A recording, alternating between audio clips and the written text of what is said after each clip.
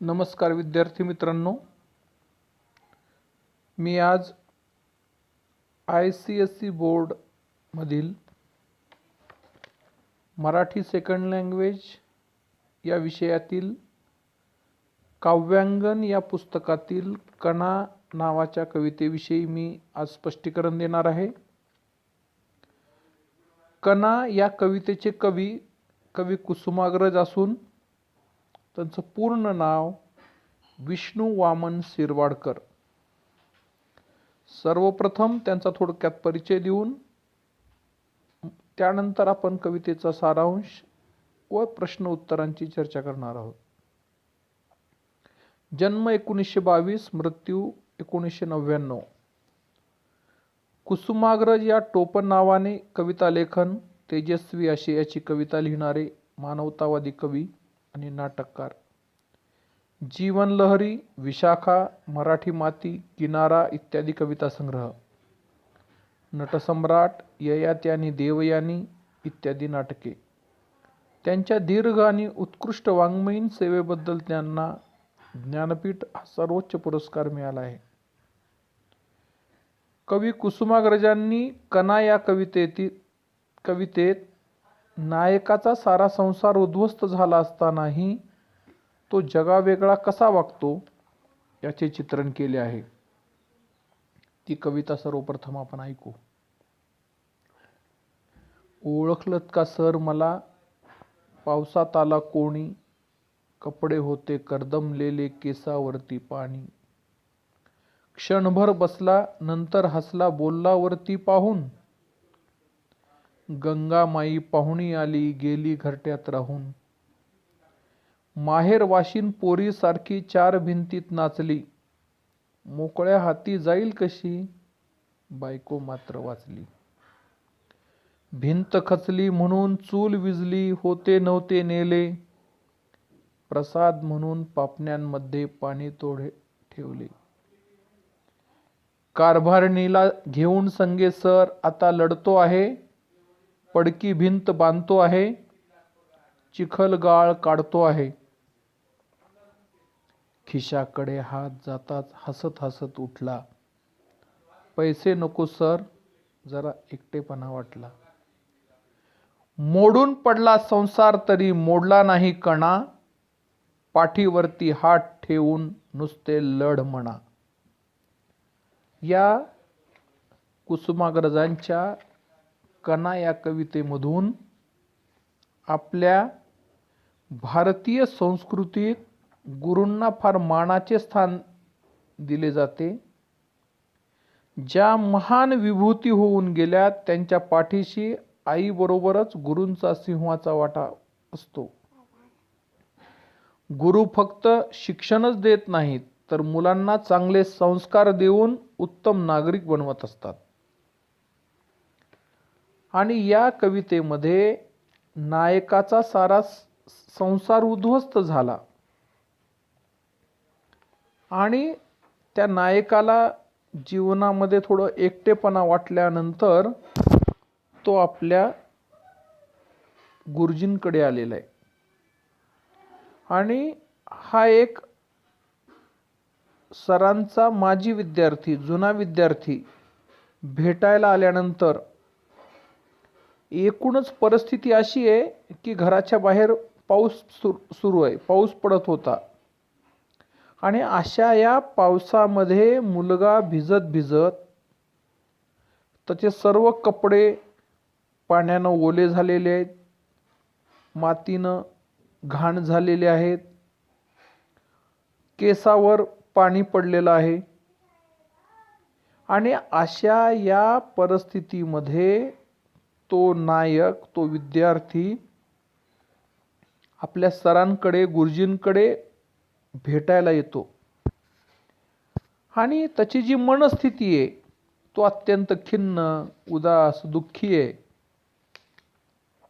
आणि अशा या परिस्थितीमध्ये तो आपल्या सरांकडे येतो आणि आल्याबरोबर म्हणतो, ओळखलत का सर मला।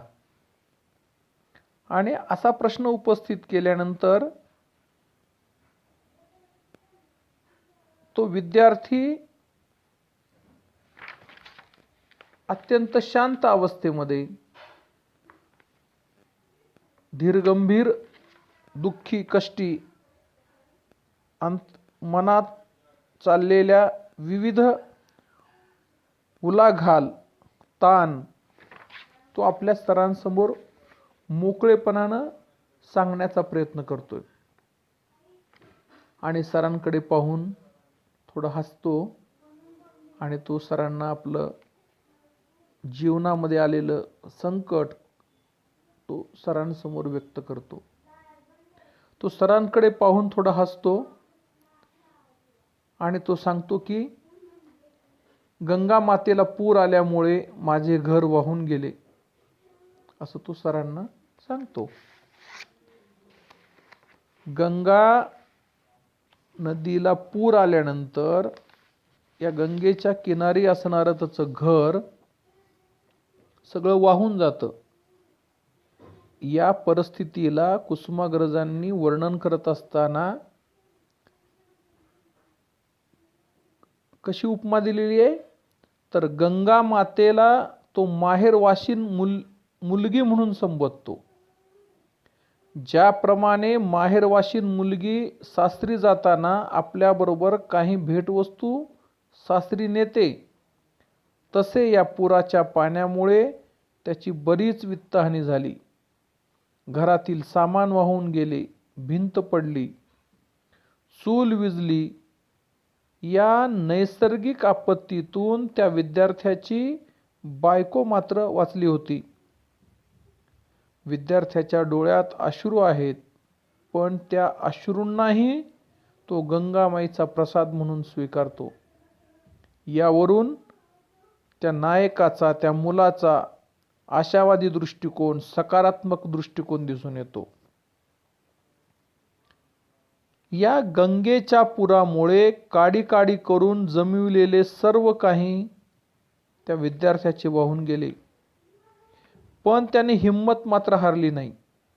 तो शूर, लढव्या, कोणाविरुद्ध त्याची तक्रार नाही की आक्रोश नाही. आपल्या अर्धांगिनीसोबत, बायकोबरोबर आलेल्या संकटाशी तोंड देत देत प्राप्त परिस्थितीशी लढत या गंगामाई घरात येऊन गेल्यानंतर घरातलं सर्व काही होतं नव्हतं वाहून जातं. घर पडून गेलेलं आहे, भिंत पडलेली आहे, घरामध्ये चिखलगाळ साचलेला आहे.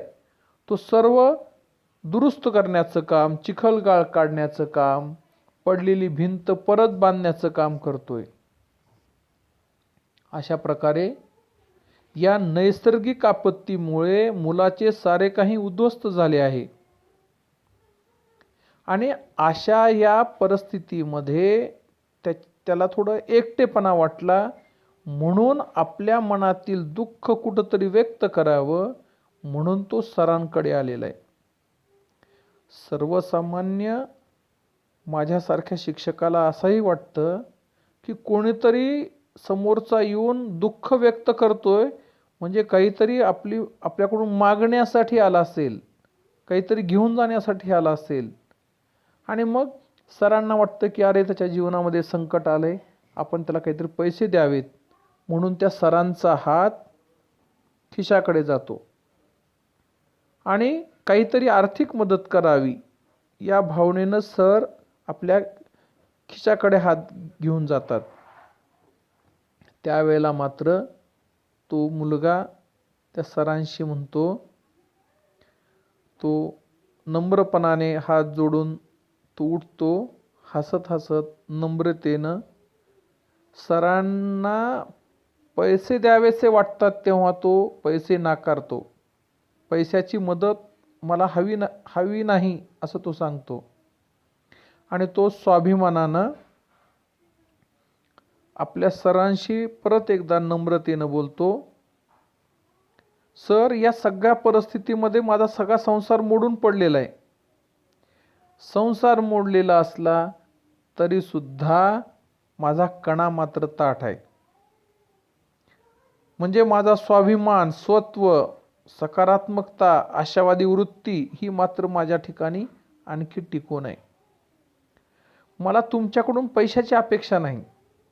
मला फक्त एकटेपणा वाटल्यामुळे मी हे तुमच्याशी मनमोकळेपणानं माझं दुःख हलकं करण्यासाठी आलेलो आहे. तुम्ही मला फक्त एकच गोष्ट करा. तुम्ही मला फक्त मला संकटाशी लढण्यासाठी आशीर्वाद द्या. यालाच कवी कुसुमाग्रजांनी म्हटलेलं आहे, तुम्ही पाठीवरती हात ठेवून नुसते लढ म्हणा. अशा प्रकारची एक प्रेरणा, अशा प्रकारे तो विद्यार्थी आपल्या शिक्षकांकडून एक अपेक्षा व्यक्त करतो की मला माझं जीवनामध्ये स्वाभिमानानं कणखरपणानं जीवन जगण्यासाठी एक प्रेरणा द्या. संकटाचा हिमतीने सामना करावा, स्वत्व सोडू नये, हे आपल्याला या कवितेमधून शिकायला मिळतं. संसार मोडला पण कणा मात्र ताठ आहे, स्वाभिमान आशावाद मात्र टिकू नये.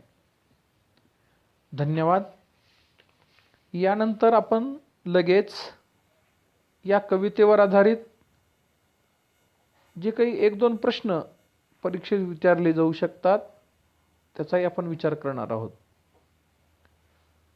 ICSE बोर्ड परीक्षेत सेकंड सेमिस्टरमध्ये काव्यांगन या पुस्तकावर आधारित प्रत्येक कवितेवर आधारित एक एक प्रश्न विचारले जाणार आहेत. आणि मग यावर आधारित महत्त्वाचे प्रश्न मला असे वाटतात की मोडून पडला संसार पण मोडला नाही कणा, पाठीवरती हात ठेवून नुसते लढ म्हणा. या कवितेचा आशय स्पष्ट करा, असा एखादा प्रश्न परीक्षेमध्ये विचारला जाऊ शकतो. विद्यार्थ्यांनी एक गोष्ट लक्षात ठेवायची की सर्वप्रथम पहिला पॅराग्राफ एक 2 ओळीमध्ये कवितेचा प्रस्तावना लिहा. मग आता प्रस्तावना लिहायचं म्हणजे काय, तर प्रस्तावनेमध्ये कवितेचं नाव, कवीचं नाव आणि थोडक्यात एक ओळीचा सारांश असा आला पाहिजे. मग आपण असंही लिहू शकतो उत्तरामध्ये. आता प्रस्तावना लिहिताना, कणा ही कविता कविश्रेष्ठ श्री कुसुमाग्रज यांनी लिहिली आहे. सर्व काही नष्ट होऊन देखील स्वाभिमानाने स्वकष्टाने कठीण परिस्थितीला तोंड देता येते, हे या कवितेतून विद्यार्थ्याकडून आपल्याला शिकायला मिळते. त्यानंतर उत्तर लिहित असताना दुसऱ्या परिच्छेदामध्ये त्या प्रश्नाचं उत्तर लिहायचं. कणा शरीराला ताठ ठेवणारा सर्वात महत्त्वाचा अवयव. कणा येथे प्रतिकात्मक रूपाने वापरला आहे. कणा म्हणजे स्वाभिमान, कठीण परिस्थितीतही लाचार न होण्याची वृत्ती. नैसर्गिक आपत्तीमुळे मुलाचे सारे काही उद्ध्वस्त झाले आहे. त्या नायकाचे सर हे अत्यंत श्रद्धास्थान, स्फूर्तिस्थान म्हणून मनातील दुःख, एकाकीपणा सांगायला ते सरांकडे आलेलं आहे. सरांचा मदतीसाठी खिशाकडे हात जाताच मुलगा हसत हसत उठतो आणि नम्रतेने पैसे नाकारतो. कठीण परिस्थितीत फार उदास, एकटे वाटत होते, म्हणून तो सरांकडे येऊन मन हलकं करण्याचा प्रयत्न करतो. या नायकाचा संसार मोडून पडला तरी त्याचा कणा मात्र ताठ आहे. त्याचा स्वाभिमान, संकटाशी लढण्याची शूरवृत्ती, जिद्द ही तशीच टिकून आहे.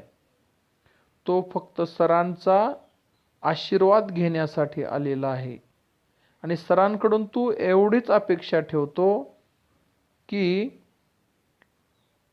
सरांनी आपल्या पाठीवर हात ठेवून लढ म्हणा, एवढीच अपेक्षा ठेवतो. त्याच्या मनामध्ये एक जिद्द, ताकद, स्वाभिमान, कणखरपणा, जीवनाकडे बघण्याचा सकारात्मक दृष्टिकोन पाहून सरांना सुद्धा खूप धन्य वाटतं. हा एक प्रश्न परीक्षेमध्ये विचारला जाऊ शकतो. दुसरा एक प्रश्न की कणा या पाठाला दिलेलं जे शीर्षक आहे ते शीर्षक योग्य वाटते का? या प्रश्नाचं उत्तर खालीलप्रमाणे. कवी वि. वा. शिरवाडकर उर्फ कुसुमाग्रज यांनी कणा या कवितेला दिलेलं शीर्षक अधिक योग्य आहे. कारण कणा हा माणसाच्या शरीरातील अगदी महत्त्वाचा अवयव. कणा नसेल तर शरीर कोलमडून पडेल, ताठ उभे राहू शकता येणार नाही. कणा हे प्रतिकात्मक शीर्षक आहे. मग कणा म्हणजे स्वाभिमान, कणा म्हणजे स्वत्व, कणा म्हणजे कठीण परिस्थितीतही लाचार न होण्याची वृत्ती. आणि ज्या वेळेला नायक त्याची कठीण परिस्थिती वर्णन केल्यानंतर सरांना सुद्धा वाटतं की आपण त्या मुलाला काही मदत करावी, त्यावेळी सरांची मदत तो अत्यंत नम्रपणे नाकारतो आणि शेवटी आशावादी दृष्टिकोन ठेवून असं म्हणतो, मोडून पडला संसार तरी मोडला नाही कणा, पाठीवरती हात ठेवून फक्त लढ म्हणा. ही लढण्याची उमेद, जीवनावरची श्रद्धा, जीवनाकडे बघण्याचा आशावादी सकारात्मक दृष्टिकोन संपलेला नाही, तो स्पष्ट करतो. आलेल्या संकटाचा हिमतीने सामना करावा, कोणापुढे लाचार मिंदे होऊ नये. मनाची जिद्द, स्वाभिमान, निसर्गाचे आव्हान पेलण्याची, त्याच्या विरुद्ध झुंज देण्याची वृत्ती हवी. अशा प्रकारे स्वत्व, स्वाभिमान, कणखर बाणा, जीवन जगण्याचा मंत्र ही कविता आपल्याला शिकवून देते. म्हणून मला असे वाटते की कणा या कवितेला दिलेलं शीर्षक हे योग्य वाटते. धन्यवाद. आपणास माझा हा व्हिडिओ आवडला असेल तर आपण लाईक करा, शेअर करा आणि सबस्क्राईब करायला विसरू नका. यानंतरच्या पुढील व्हिडिओमधून आपणास पुढच्या कवितेबद्दल, त्यानंतर विविध कथांबद्दल मी आपल्याला याच पद्धतीनं सांगणार आहे. तर आपण आपल्या मित्रांना माझं हे चॅनल सबस्क्राईब करायला सांगा, म्हणजे आपल्याला लवकरात लवकर पुढच्या येणाऱ्या व्हिडिओचे डिस्क्रिप्शन एक नोटिफिकेशन आपल्याला मिळत राहील. तर धन्यवाद. मला या कवितेचं वर्णन करण्यासाठी ICSE बोर्ड मराठी काव्यांगण नोट्समधील लेखिका पल्लवी वाणी यांनी हिरकणी प्रकाशन मुंबईतर्फे जे संदर्भ ग्रंथ म्हणून मी वापरलेला आहे, हे सुद्धा विद्यार्थ्यांना अत्यंत उपयुक्त आहे. मी या पल्लवी वाणी यांचं मनापासून आभार मानतो. धन्यवाद.